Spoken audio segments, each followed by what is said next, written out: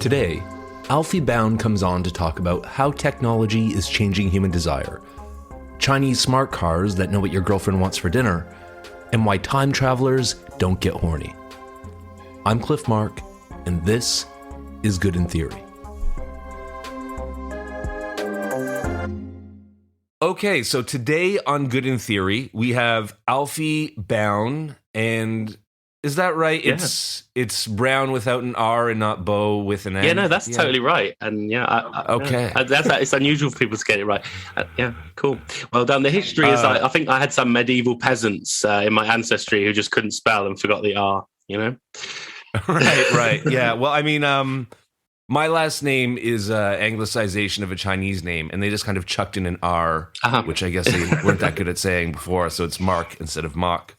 Anyway, Alfie is the author of a lot of books, including Enjoying It, Candy Crush and Capitalism, The PlayStation Dream World, and a new book we're going to talk about today called Dream Lovers, The Gamification of Relationships. So, in general, Alfie talks and writes and thinks about tech and its effects on politics. And the most recent book is about desire and how new technologies, love technologies, dating apps, dating simulators, porn, and so on are changing the nature of human relationships. So welcome, Alfie. Hi, thanks for having me. And you did mention one other project you're working on that I'd love to tell people about, which is Sublation Press. Could you tell us a little bit about that? That's right. I'm one of the new editors of a new publishing house, Sublation Press, and a media company, Sublation Media. Can be found on YouTube at the moment, but the proper launch is coming. And it's a theory publisher, so it'll be in many ways, and politics, but it'll be interesting to your listeners, I guess. We'll be publishing books, but also podcasts, YouTube videos, a whole kind of media thing. So people should check it out. That'd be great. Nice. Is any of it up yet? You got a YouTube channel going? Yeah, all of that is fully up and running. So that's all there for people to see, and there'll be more soon too. All right. So Sublation Press on YouTube. Sublation Media. Everyone. Sublation Media.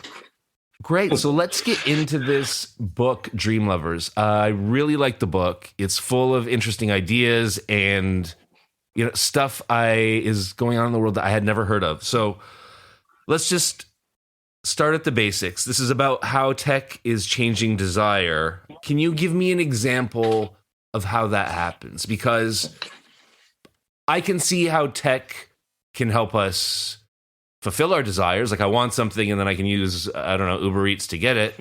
But how does tech change our desires? Yeah, I mean, that's a great question. And the way you phrased it is really helpful, I think, because, it's exactly what I argue in this book is that tech does not help us get what we want. That's the kind of wrong way of thinking about it. And that's the way that the sort of Silicon Valley techno-capitalists would want you to think about it, right? You already have your desires and we just help you get there. And this is why it's difficult to live without Facebook or without Deliveroo or Uber Eats or whatever, because these things allow you to get what you want quicker and easier than it before. And my argument is to kind of flip that around and say, well, actually, these technologies are more interested in changing what it is that you want than they are interested in giving you what you want. And so I was able to kind of argue this in a kind of quirky way by saying that this is a kind of revolution in desire, but for the most part, it's a kind of corporate revolution in desire.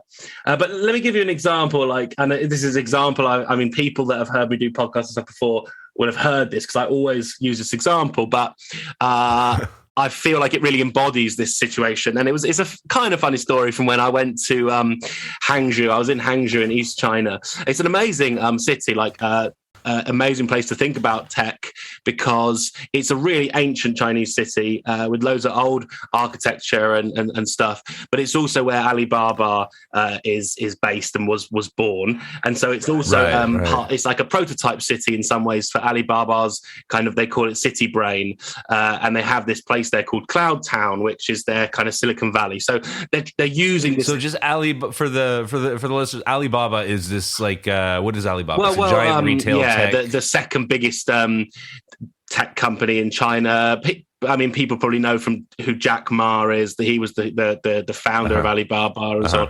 But yeah, so basically, along with Tencent, who own WeChat, it's your sort of major tech company, giant tech company. It's one of. So you're in this town. It's like the Silicon Valley of the East, run by this bajillionaire Jack Ma. Exactly. And I was actually giving a talk about WeChat, which is the Tencent one. And at the end of the talk, these two lawyers came up to me, and I thought to myself, oh, shit, I'm going to get in trouble, because I've been slagging off, and WeChat, they are close to the Beijing government and so on. And I've been slagging off these things. I'm going to get in trouble here. And they said, oh, you hate WeChat, you hate Tencent. And I was like, yeah, I do. And they were like, oh, you must love Alibaba.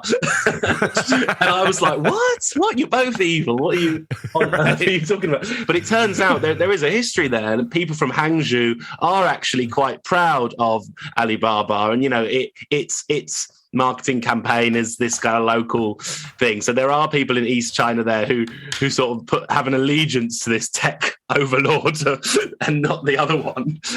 Which right, that's hilarious. It's like, oh, you hate Facebook, you must love Google. Yeah, right, exactly. So it's a slightly different way of thinking. But anyway, these guys said, do you want to come? And they weren't bothered at all about my critique. So I suppose it shows my Western assumptions about China as well were off the mark.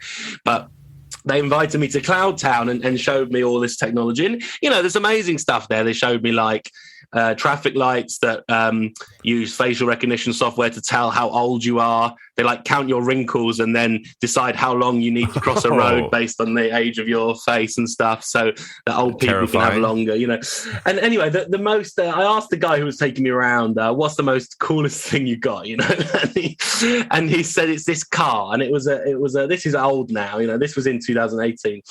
And it was a car made by Alibaba and Rover, which I think is a German car manufacturer. And basically I was expecting him to say, oh, this car is fast or it's super safe, it can't crash, or it can fly or something. But he was like, no, it knows when you're hungry and what you might like to eat before you know what you might like. Oh. And at the time I thought, I'll give over. I didn't think much of it. I just thought that's bollocks.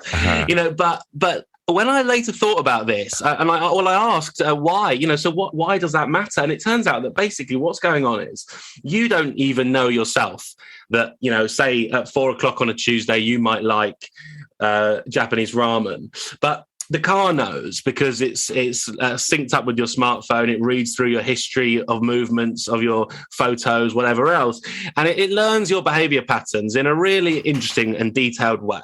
And it knows at 4:20 what you might be likely to want at 4:30. So it then nudges you. It says, okay, why don't you go to this place the car can say to you, I'll even drive you there, And when I asked why, he said, well, it's simple, really. We just can drive traffic away from places that take cash or places that take WeChat Pay and drive people towards places that take Alipay, which is Alibaba's kind of payment system. So I guess in a nutshell, you have this car that tells you what you want to eat, but it's to get you into the in a nutshell. I can see why a car, if you've ever had a conversation with a partner or something, where do you want to eat? It'd be nice to appeal to a third party. Yeah. It'd be nice if someone did know I think, what I want to be. I think on its own, the example on its own it hardly sounds like we're living in this dystopia where our desires are controlled. But it shows a more fundamental and much more widespread thing about, what is often called predictive technology, right? Predictive technology is technology which predicts what we're going to want and tries to give it to us. But it shows that it's also interested in nudging you, right? Slightly changing, slightly modifying what it is that you want, right? So that it can have its own benefit. And in this case, it's a simple benefit. It's just that the company wants the 0.1% profit that it gets from you're using its own payment system. But what the bigger, broader point is that these new technologies are, they are predicting what we want and in a sense giving us what we want, but they also have each their own agenda, which is kind of gently nudging our desires and our in different directions, which is not just to suit us, but to suit them. Okay, so I think that's super interesting. Let me just extrapolate a little from this magic card that tells us what we want to eat. So the The dystopian endgame is that the car tells us everything that we want. So the things, when we even think about what we want, we're just getting fed the information from this WeChat car that will only take us to the businesses and the restaurants on that network, and the rest of the world just becomes invisible, terra incognita, because they're on the Tencent network or something like this. I mean, I suppose the literally speaking, the critical piece of technology here is the smartphone rather than the car, and the way the car syncs up with that. But I think in the dystopian endgame of this, the phone literally decides what you want, when you want it, and how you're going to get it, and through which mechanisms. And I actually think we are already in that kind of world. That's what I was going to say, is because the way you're just, the car is a cuter example, but I mean, other websites like Yelp have had similar effects, right? You really saw a change, at least I think I saw a change in patterns to restaurants based on online reviews. So whatever made these top 10 lists, whatever had the highest review in Toronto for, I don't know, Korean food, or all of a sudden it became really crowded because people, they felt like a certain kind of thing, and which one's the best did consult the rating site. Online reviews from strangers became a huge deal. So and I do like, we already are living there to a big extent, it looks like. Yeah, and I think we also need to, alongside those examples, which seem not exactly innocent, but just kind of, let's say, corporate, I think it's also important to have, like, in mind companies that do this in a much more nefarious political way. Companies like Palantir and, what was well known with the Cambridge Analytica saga over here in the UK, basically kind of, consultancy firms that are that use data-driven approaches towards manipulating certain outcomes in the wider cultural and political world. So the logic of a company like Palantir, who basically helps you rig elections, by using data approaches and targeted advertising of various complicated kinds, is not that dissimilar to what you see at Alibaba. So I think, there are new patterns through, and it is all through the internet and our smartphones and our computers. But there are new strategies through which we can be sort of reshaped as the sort of citizens of the future, who buy what we're told when we're told, who vote for what we're told when we're told. And it's all of this is happening through a kind of data-driven transformation of desire and stuff. So it's not just about corporates, there's also political motivations why we might be influenced in certain ways. Great. Okay, so I get that our desires and where they're pointed can be manipulated by these nefarious giant corporations through cars, websites, etc., new tech. Let's narrow it down a little to relationships, because that's the topic of the book, or the title. Right. It's about how people love, how they find connection, and you argue that tech is even changing how that happens. So can you give me some examples of how it's working in that domain? I mean, I suppose one way of thinking about this might be through dating apps, which we haven't really talked about. That's a huge one. Let's get into it. I mean, there's I think what interests me about this is a kind of, and there's a long history of it. I mean, from the beginning, dating apps have always been oriented around these kind of particular groups. So you get things like Guardian Soulmates, which is a popular one in the UK. That's it's actually it finished this year. Was it real? Like, I thought maybe people were just writing those ads as trolls. No, I mean, I think there are some faked ones, but it was very much a real thing for years and years. And that was your sort of middle class one, and then you'd have your sort of, OkCupid, which would always start with these questionnaires about who are you, and then it boxes you into a certain thing. You answer 100 questions and matches it with a metric from another. So actually they were using strategies that data-driven companies used before data-driven companies were really doing this stuff, way before the explosion of like Cambridge Analytica and those kind of, our awareness of these companies that were using data to sort of move things the way they wanted them. But I think this, and then you get Christian Harmony, that's an old one. And then of course you also get these spoof and borderline spoof ones. Like there's a dating site for farmers. That's a spoof one. But there are also some real ones. Like there's the Atlasosphere, which is a dating site for Ayn Rand's I had a good laugh at that one, like when I saw it a few years ago. But I was never quite convinced it was real. But I think what's happening here is, a kind of filter bubbling, I suppose, to use the sort of general discourse, a kind of filter bubbling of relationships. I think this is super interesting. And then you actually see sites like Trump.dating, and there's a sort of socialist one called Red Yenta, and I think, this really actually is a embodiment, a symptom of where our political landscape is at the moment. The fact that people see desire. This is a connection between something like Trump.dating is a perfect connection between desire and politics. It's basically saying, if we want, what ideally we'll have is a society where there's a kind of us and them. What we will build relationships with people within this bubble, right, and not outside, and our desire will operate only within these limits. And that is extremely interesting, I think, and kind of frightening. For sure. Now, but you said something there, right? You said that these websites like Trump.dating, and I don't know, I'm skeptical about how popular that is. Yeah. That one's kind of maybe world. Yeah. But you said these kinds of politically oriented dating apps are a symptom of our political landscape.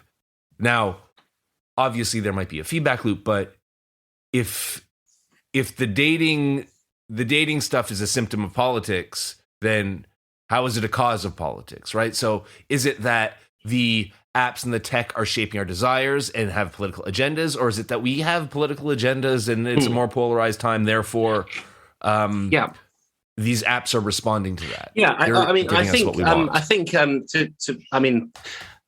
This was one of the things I sort of really tried to sort of get to in the book, because it's clearly not one or the other. These things have to work kind of dialectically or in a, as you say, like a kind of feedback loop. So because for example, obviously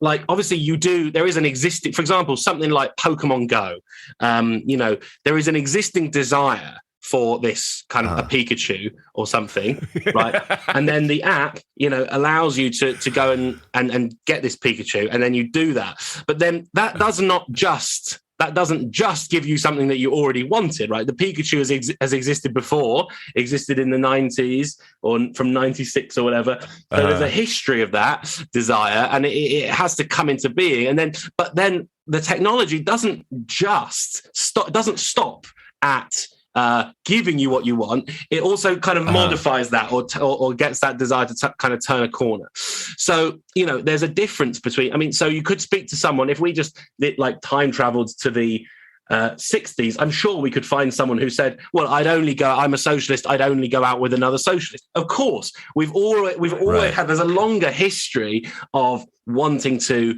find a partner with a similar political agenda to you, or maybe from a similar class to you. Yeah. But when that becomes kind of formalized as a piece of technology, which inherits that desire and makes that the norm, and then becomes, that then becomes the starting point for desire instead of like the end point, so it's not, this is why it's complicated. When a good example of this is when OkCupid got in trouble for being racist, because they were like matching people only with people of the same races as them. This kind of broke out into a mini little scandal. And, actually it was really interesting because some right-wing kind of data people started saying, well, this proves that we should have a kind of eugenics, because people do desire the people that are like them, and we should stick to our race groups, but then OkCupid answered this by saying, look, it's not our fault because we only respond to what you desire. So if you lot out there in the population are racist, how can we be to blame when the algorithm is racist as well?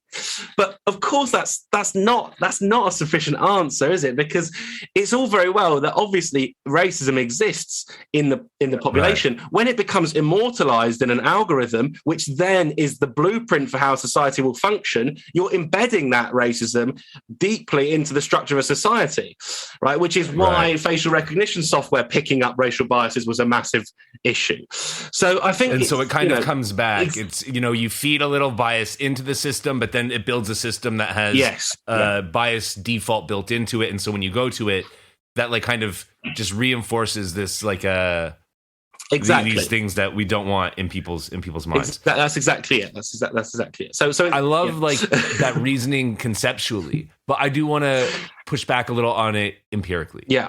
And so it seems the point you're making is that OkCupid, other dating apps are kind of matching people based on similarities, class, race, whatever. It's sort of, they're getting people that are too similar and putting them together, and that's making it harder because everyone else starts out and the machine is assuming you want someone similar, and that's where they send you first. They're kind of nudging you in that direction. But in my experience, at least, when I used Tinder, part of the big appeal to me was that it would get me out of the kind of closed loop of my social circle. So when I was an academic or before when I was a grad student, then I can meet all the graduate students and lawyers and professionals that I wanted. Yeah. But to kind of like break out of that social group, you need some other pretext. And I found that, especially in the early days before they started asking people for their educational background, Tinder was really good for that. They had this aleatory element that did break people out. And there seems to be some empirical backup. They've done some studies and they found that either that online people who meet online create more diverse couples, or at least it's the same. Yeah. But it doesn't seem to indicate that they're sorting people according to race as Yeah. Okay. Yeah. So I mean, what I think about that, I mean, I don't really. I prefer to just make wild conjectures than look at real evidence. but I think you are onto something with it. I mean, and I sort of.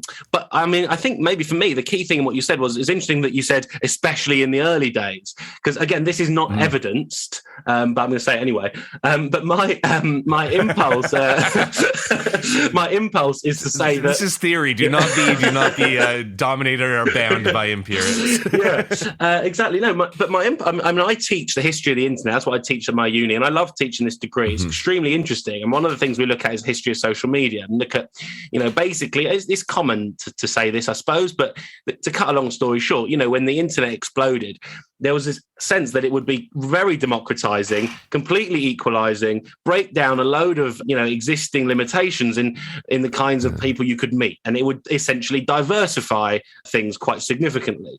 And I think in early social media and perhaps in early dating sites, you actually do see that reflected out. So people who, I'm somebody who hasn't probably experienced that anecdotally because I've only ever lived in like London, Hong Kong, major cities, but certainly for people who live in more remote areas than those the least remote ones, they were highly likely to meet people outside of their sort of relatively small group or network. And that would kind of diversify things. And the internet clearly had, and perhaps still has, loads of potential to play that role. And this is what is so frustrating about the way in which newer forms of social media have come to organize and structure us, because they should be doing the opposite. The internet should be a place where we could absolutely diversify and break out of class, gender, race, educational bubbles, and create new forms of solidarity across communities in new and interesting ways. And I do think this desire would function in those ways. You would find desire operating across those boundaries, but that is not in the interests of the people who unfortunately have essentially stolen the internet away from people, and it's no longer this open space that was given to us by Tim Berners-Lee for free. It's a space that is run by a very small group of power holders in whose interests it is to organize us into groups and curate us into groups and prevent us crossing those boundaries. So basically, I can't. I want to separate 2 points there, right? Okay. So point one is this sort of consolidation of the internet. Before there was it was open, it was free. The meme way of putting it that has stuck in my head for years is, in the 90s, it was the internet's going to be millions of sites, all different from one another, and now it's 4 sites that are only made up of screen grabs of each other. And that's fine and frightening. But why is it that it's in their interest to sort people into categories and make sure that desire doesn't cross those categories? Because again, at least if it's the intuitive identity categories that people are thinking of, it doesn't seem like that's substantiated, right? It does seem like, if I don't think it's deliberate. I don't think that I think it comes down to the way in which they organized people for advertising purposes. So they wouldn't necessarily, I don't think the overlords of Twitter and Facebook, I don't think they're capable of it. You've seen Zuckerberg talk in front of the they didn't say, right, let's create this so that, so that we can have a future of manipulating politics. But they just wanted people organized in that way partly because when they start selling advertising space, that's sufficient. So you can say people who drink lattes that also watch art house cinema, that's the people we should send this particular message to, so quite simple. But then very quickly people realize and companies mobilize, realizing, we can actually use this to concretely. Right. And if people even start self-sorting a bit, then companies, they notice that these people are forming groups and they can act on those groups, and that kind of solidifies the bubbling effect. And for me to try and reconnect this to my own, because I suppose this stuff's been said, but to reconnect this to this question of desire, it's difficult to do, but I think what you're looking at there is connected to this whole logic of the space, where it's like, well, these people want this, and these people want this, and these people want this. So let's create these bubbles around these groups, and what that does, it means that that also trains you to want those things. You're so I think I think it's absolutely true. I was working on an article a couple of years ago about politics in dating apps, actually, and it never saw the light of day, but I did do some really interesting research. I talked to some people from the IAC group, OkCupid, whatever, and they shared some of their data with me. And what this woman was saying, who I was interviewing, was that for the past 15 years, actually, politics has been becoming more and more important to people in terms of dating. So people have started to sort themselves, and all this recent stuff about first, OkCupid, but all the apps have kind of followed suit and allowed more political options. They're kind of following what people were doing. People were posting more photos with campaign t-shirts or writing political things in their bios. And you could see it happening. A lot of these apps are responding by allowing you to state your political affiliation, or to even state more. They go from, say, you can choose liberal or conservative, because now there's 9 or something on some of these websites. Oh, really? That's really interesting, because I always found it interesting that Bumble had liberal, conservative, but didn't have any sort of socialist or left leaning. Right. Yeah. So anyway, yeah. Okay. Yeah. Well, the thing is, for it to make sense, I guess it depends how niche you want to go, right? So, for corporations to sort people into groups, the group has to be big enough to market to. That's it. So if you can keep them in relatively large chunks, great. But if the smaller chunks, if there's enough anarcho-syndicalists then they to support a location-based dating app, then believe me, there'll be an option on these apps, I think. So let's maybe come back to this topic of technology and desire from a slightly different direction, because one of the things I liked most about your book is just all these insights it has into how desire works, and of course, sort of in general, because you draw a lot on psychoanalysis and some deconstruction theory, and so there's stuff I'd love to get into and have you explain some of these points about desire, and then maybe bring out how that operates with tech. So I love all this stuff where you're cutting against the idea that people have these natural desires that they're just trying to satisfy. And so one of the big points you make is that desire is always social in a number of ways. Mm-hmm. It's not just our own personal desires. So tell me a bit more about that. How do we get these? Yeah, right. No, I think that's a really interesting, important question, and part of the background, I suppose, for what I'm saying and what all these conversations we're having. And I guess some people exist who will argue against this and say that there are certain things, such a thing as natural desire, and ultimately that doesn't matter if I don't need to convince every biologist or whatever, because our desire is so mediated by technology and media, and I mean technology in the sense of the long history of technology, so that it doesn't really matter anymore if there is a natural desire, because we've come so far from it that it's kind of negligible, I would say. So I think with love, this is an interesting way into it. Clearly we could say that from at least the 19th century, well, maybe even the medieval period, like with courtly love and romance, look at like Shakespeare and so on, literature begins to play a key role as a technology which, influences what love is. And it does, of course, no one's going to argue with that. Literature changed what romance was. It changes expectations about families, relationships, in a way, literature teaches a population how to love. That's what it tried to do and succeeded in doing.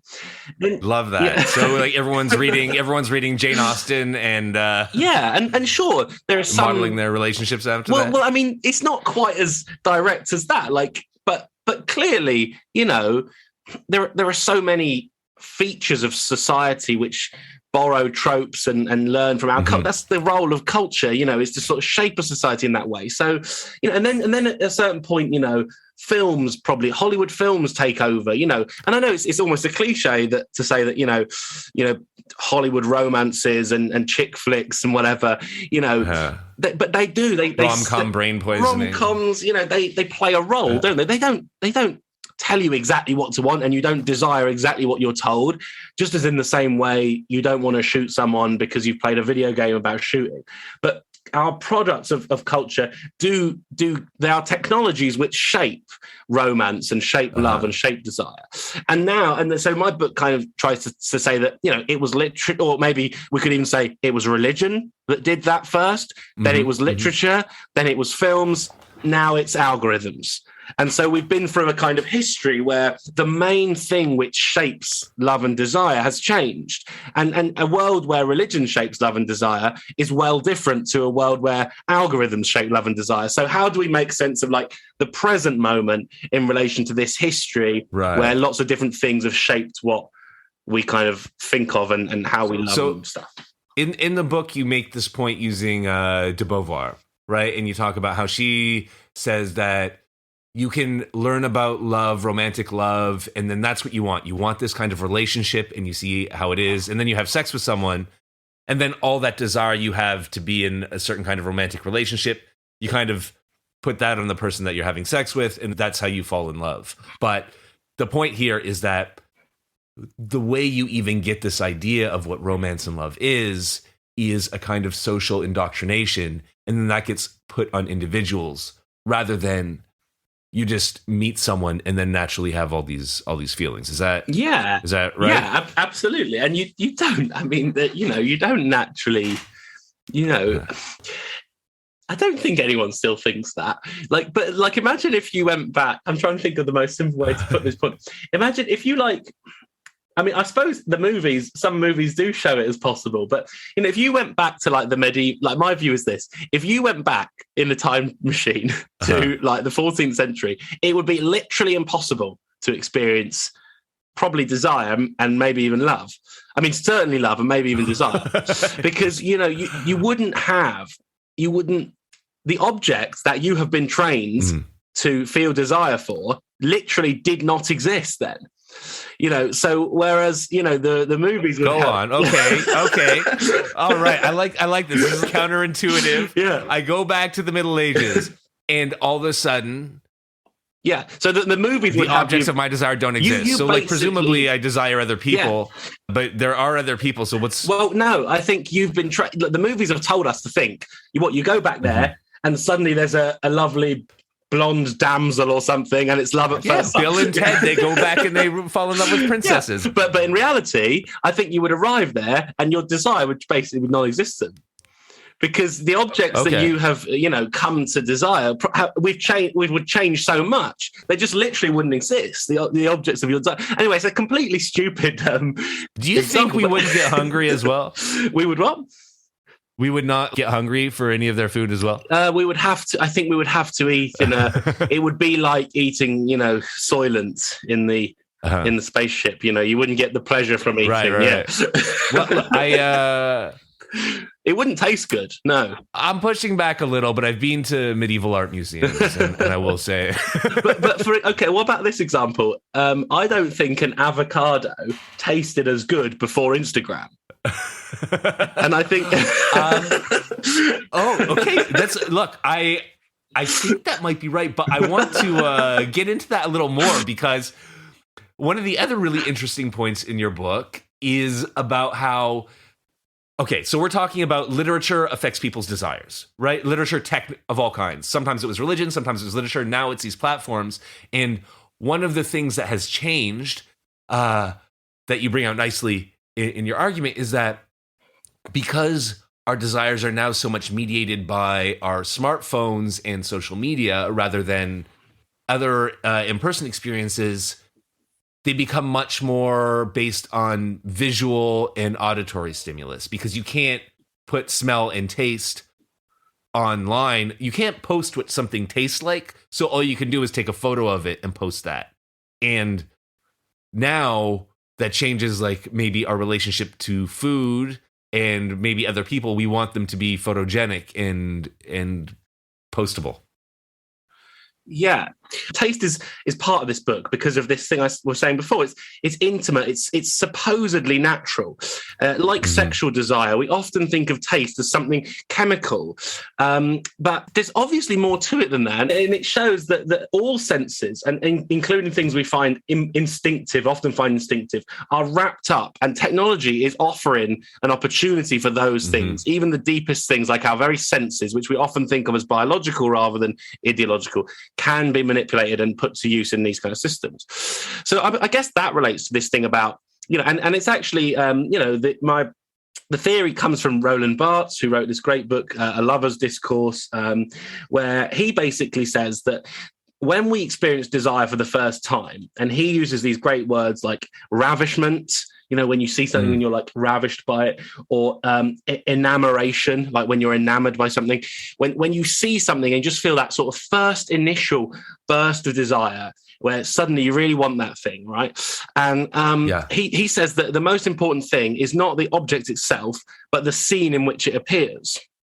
So, he gives great examples from literature as well. Right. But basically, when you, I think Romeo and Juliet scene, even if you just picture the Baz Luhrmann film where they meet through the fish tank at the party and so on, and on the one hand, it's presented as something that happens between subject and object, between the person and the thing that they desire.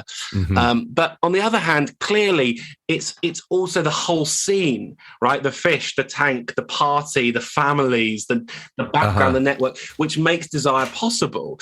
And he is deliberately using that sort of a language from drama and theatre, right? That the scene. I think of. Did you see Wayne's World? Yeah. When he first sees Cassandra, she's on stage playing, and Dreamweaver starts playing. That's his moment of enamoration. That's deliberate. Yeah. That's a comment on that. Totally. That's a great example of it. And so anyway, the point is that now this scene is now more of a screen. And the way in which apps like Instagram, but also dating apps, which are kind of like Tinder, whatever you might want to list, the way in which they present us with these objects of desire and allow us to sort of, even Deliveroo or Uber Eats, allow us to sort of flick through or browse these objects of desire. They're curating a scene where desire is possible and asking you to be the, Wayne's World character or be a Romeo or Juliet and feel that.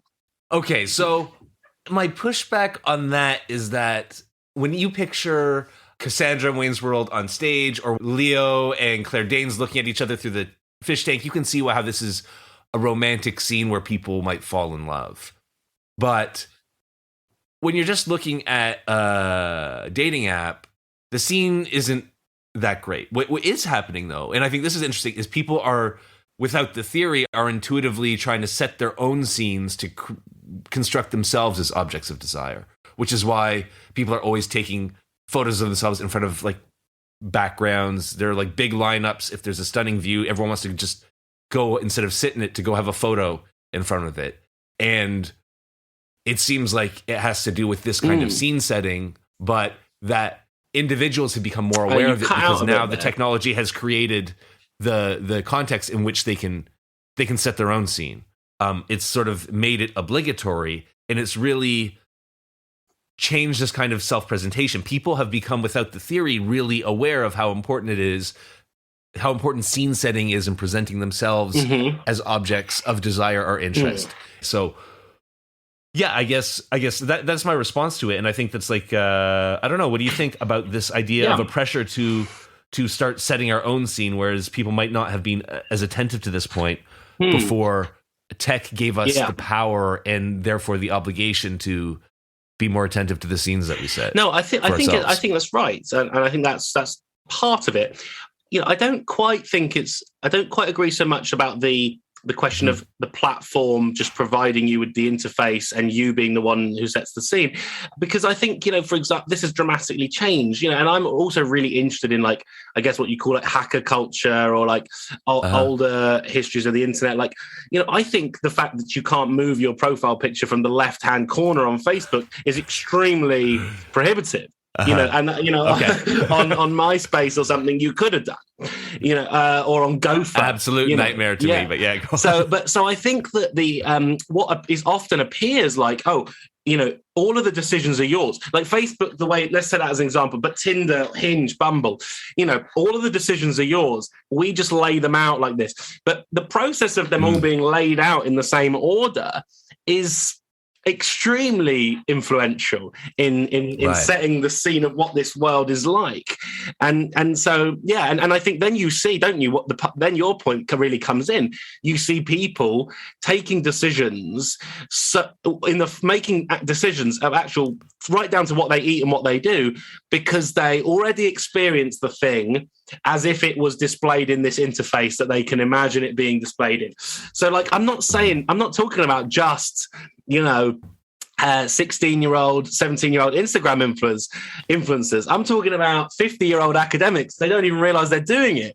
But, we're so conditioned to read our world through a platform like Facebook that we begin to actually do things subconsciously because that's how they will be read. Right, absolutely. But this is the point that I think is really interesting and that I was trying to get to. It's not so much that, these corporations have the power to set the scene and present some people as desirable and not, but they set the terms for self-presentation. Yeah. And that will obviously first edit some people in and out, but also change the way everyone sees themselves, because not only are you presenting yourself to other people, you're also presenting yourself to yourself. And that'll change, like, your identity and your desires and what you want to do. Yeah, and I think it very much does. I think it very much does. Yeah, good. One of the other ideas in your book that I wanted to talk about was this idea of peak libido, the kind of societal shortage of desire. So could you tell us a little about that? Well, I mean, I'm taking this directly from a book I'd really recommend to listeners, which is by Dominic Petman, which is called Peak Libido. And it takes this concept from Stiegler, which is basically, and peak in this sense, like kind of like peak oil, like basically the idea. Which is when it's all running out. Yeah. The idea that desire, this is in a sense a society without desire, or where desire, there's just a few little bits left, which we're running off as a society. Why do we have so little desire? Yeah, and when I first read this book, I thought this is interesting because it's the opposite of what I think. I think that we are a society which is primarily running, and all the conversations we've had today are based on the idea that desire is really at the heart of society, and our desires are being used. But in a sense, I think both can kind of be true. I think that. Yeah, and I suppose what I ended up the conclusion I ended up coming to on this was that I think we do have a lack of desire, and I think the stats. I mean, as I said to you before, I don't do much stats, but there is less sex going on than there was, and I think there's less enjoyment of food, probably, despite appearances to the contrary. despite a obsession with Instagram meets first. Yeah. So I think somehow what's happened, and I don't know the solution, but somehow what's happened is our technologies and our politics have together managed to conjure up a situation where desire is kind of in a peak condition where there's not much of it, and instead we get all these kind of weird micro desires that we're following one after the other in a sort of horrible failed attempt to feel it's like instead of working up an appetite and like going for this really lush meal, instead we're just like scrolling through endless food accounts in the kind of use a like zombified simulacrum of actual desire.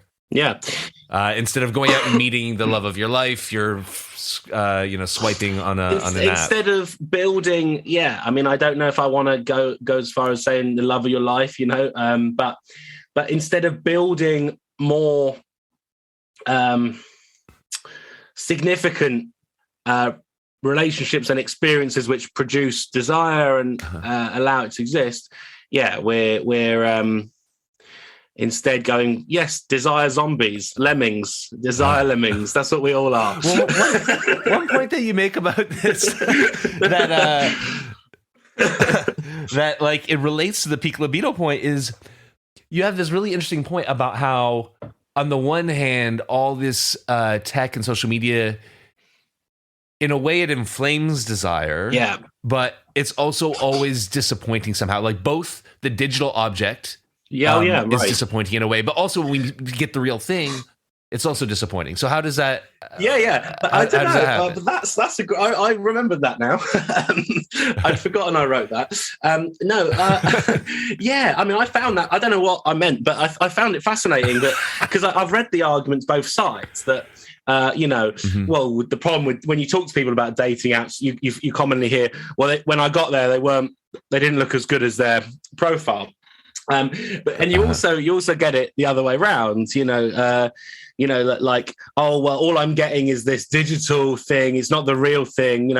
I'm watching porn because I can't find sex kind of thing. So you get both arguments from very different political and social kind of quarters. And I found that really interesting because what you're saying there is the whole way we normally think is, this division between the real and the digital. But actually, what unites them is that they're both kind of unfulfilling.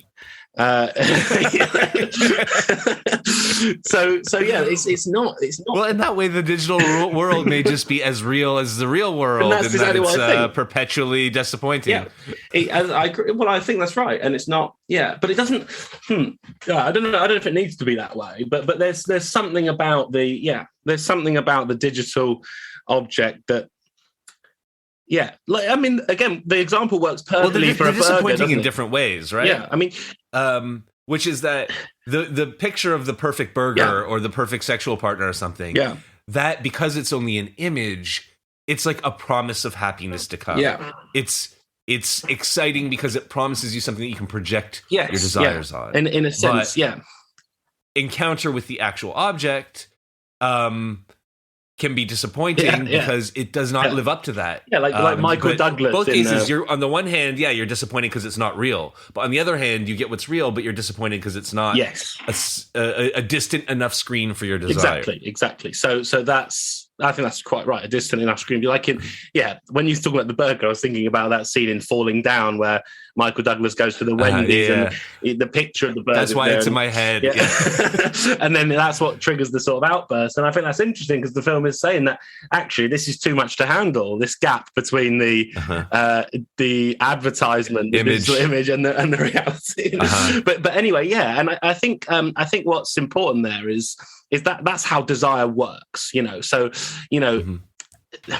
so we need to wade through this. We need to understand that that's how desire works, and psychoanalysis has I guess, provided a kind of framework for that. But then we need to then wade through this digital world we live in, it's obviously not enough to think about this. Real life isn't good enough, or the digital isn't good enough, and that's where I'm aware that through most of what we've talked about today, I seem quite sort of pessimistic and like I'm saying all of this is bad, but I don't think this can be solved by escaping the digital and going back to reality. I don't think there is reality outside the digital. And, when people go and live on a commune and get to one with nature or whatever it is they do, I think this is the wrong solution. There's no way of going back, So yeah, we need new ways of thinking about the questions of desire and digital and real life and things like that. We can't go backwards, and I'm certainly not, even though I think the situation is kind of bleak at the moment,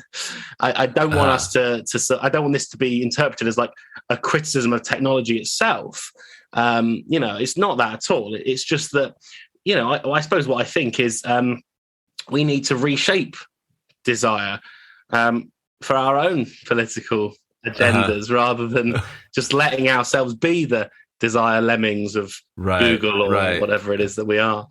Don't let OkCupid set the terms that we follow, but try to set our own terms that will make the world actually a better place. And I mean, Silicon Valley tagline, a better place. I won't go into them, but in the book I did 3 like playful, kind of semi-serious, semi-joking suggestions, like little chapters which suggested how we could redesign technology. Like one was like for a wearable device, like how could we imagine a progressive wearable device like a Fitbit? That's the part of the smart condoms. And one was a dating simulator, video game dating simulator that would have some kind of progressive sexual politics. And one was a dating app. How could a dating app actually serve progressive social and cultural politics rather than the ones that we're currently seeing? And, those are not even, as I say, they're semi-humorous in the book. They're not even worth discussing, but they do indicate that this is kind of the way I think we should go, not rejecting technology. I think it's like they're well worth discussing, but I mean, but that's the point. It's like if the point of your discussion there is that, at least as I understood it, is that now people think of, okay, what is the need? What is the pain point, as they say in corporatees, that this tech can solve? What can we give people that they want so they'll give us money? But you're saying, actually, what you haven't noticed is you're changing what people want. And if once we know we can do that, we can do it on purpose. Precisely. And we can, try to shape desires in a way that we want them to be shaped instead of just that happen to be most profitable for the tech giants. Yeah, I mean, you've put that in a much better way than I did. When I said that, it's we don't need to be, lemmings where, if we recognize the point that desire is changing, this is great. And I go back here to someone like Donna Haraway, in the 80s, she was writing from this kind of cyborg feminist perspective that the fact that our technologies are changing us presents a massive opportunity for feminism, because we can actually think about moving out of the patriarchal structures that we've been in and using technology to get us there. I think this is a similar moment in a certain way, that if we acknowledge that we are in a moment where our desires are being radically changed by both political actors and corporations, if we acknowledge that's true, then that means we can also change desire for the better, and we should. Right, but okay, so, but then it's not that we don't have to be lemmings. It's that we are lemmings, but we can also be the player who controls the lemmings, right? Who sets the terms for our lemming-like behavior. Exactly, and we will never have full control of this process. No one does. But what we can do is try to reshape our technologies in a way which we think, this is a culturally, socially, or politically progressive way in which the technology could function on us as people, and I think it would work. So, I want to see everyone try. Yeah. Before I let you go, I want to just pitch one more idea at you that came to me when you were talking about peak libido and zombified desires, and this is a little kind of obscure inside baseball, but I'll give it a shot. So, what I was getting from the peak libido point was part of the reason why desire is so exhausted is because it's being expended on all these little micro zombified ersatz desires. Porn rather than sex or love, etc. Now, if you think of ways people have tried to increase desire, one of the things you'd think of, especially when we're thinking about porn, is a kind of no-fap movement, which is this right-wing thing, kind of Proud Boys are supposed to not masturbate, and that's going to increase the energy and desire that they have that they can then turn towards other things. So what do you think about this as like one of the responses to the exhaustion of desire?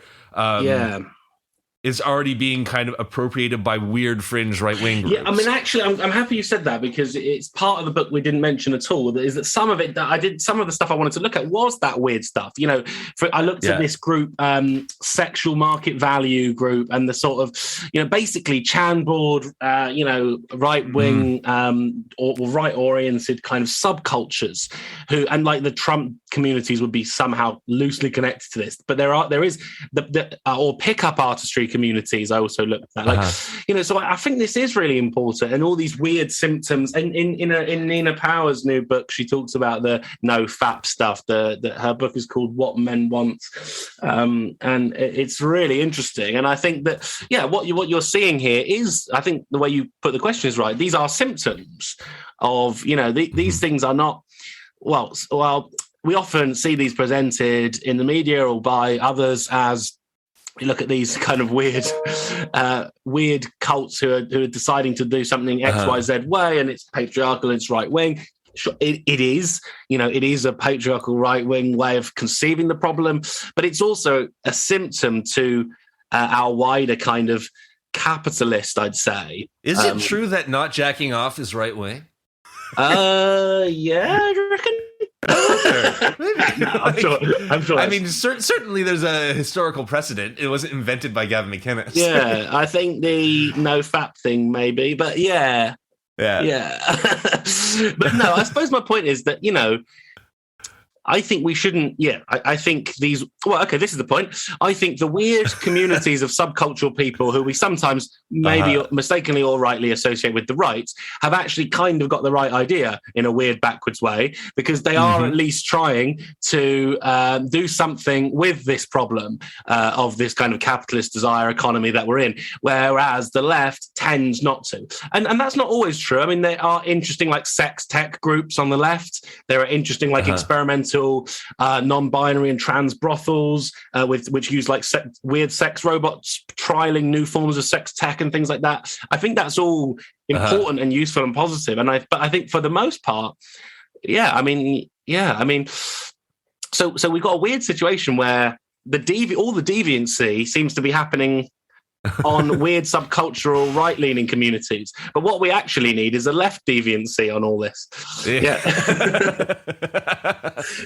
Which probably doesn't. Yeah, look, I love that. I mean, the problem is that the power of deviancy has been appropriated by the right. And that's where we are, isn't it? And in other ways too, you know. So I think no. I think it's interesting. Great. Hey, I think that's like probably a good place to leave it. But thank you so much for coming on. That was super interesting. And, you know, you've mentioned tons of stuff. This is a short book. It's like 140 pages long, but it's rich. There's a ton of other stuff in it. So, you know, go and read it if you want to learn more about what smart condoms are, or porn and deconstruction and psychoanalytic theory. It's a lot of fun to read, and it was a lot of fun talking. So thanks, Alfie. That was great. Yeah, it's really fun. Thanks so much for having me on, and thanks everyone for listening as well. Cheers.